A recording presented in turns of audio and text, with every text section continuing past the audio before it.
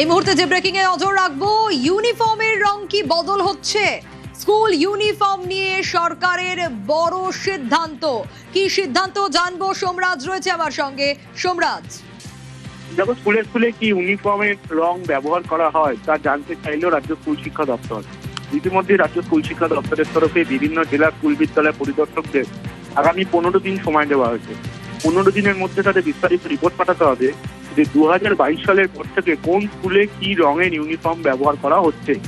এবং সূত্র মারফত খবর যে রাজ্যের স্কুলগুলিতে ইউনিফর্মের রং বদলাতে চায় রাজ্য। যেটা তোমাকে জানিয়ে রাখি, 2022 সালের পর থেকেই রাজ্যে নীল সাদা রঙের ইউনিফর্ম প্রচলন হয়। তার আগে কিন্তু স্কুল যে যার নিজের ইউনিফর্মই ব্যবহার করত।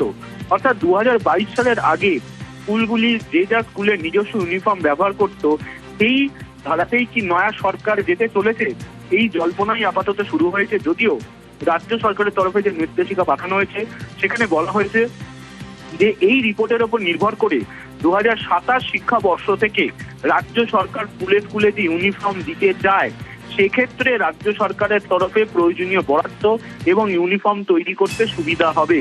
তোমাকে জানিয়ে রাখি, 2022 সালের পর থেকেই এ রাজ্যে নীল সাদা রঙের ইউনিফর্ম ব্যবহারের প্রচলন শুরু হয়।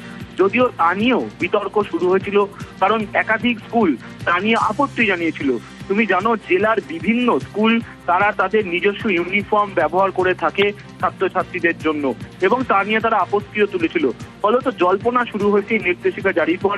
তাহলে কি এবার 2022-এর আগের নীতিতেই ফিরে যেতে চায় এবং সেক্ষেত্রে স্কুলগুলিকেই স্বাধীনতা দিতে চাইছে? কারণ যে চিঠিটি পাঠানো হয়েছে সেখানে বলা হয়েছে যে 2022 সালে আগে কি রঙের ইউনিফর্ম ব্যবহার করতো সেটাও যাতে জানানো হয়। এবং ইতিমধ্যেই এই নির্দেশিকাকে টপ প্রায়োরিটি হিসাবে দেখার কথা বলা হয়েছে জেলা শাসকদের। বেশ।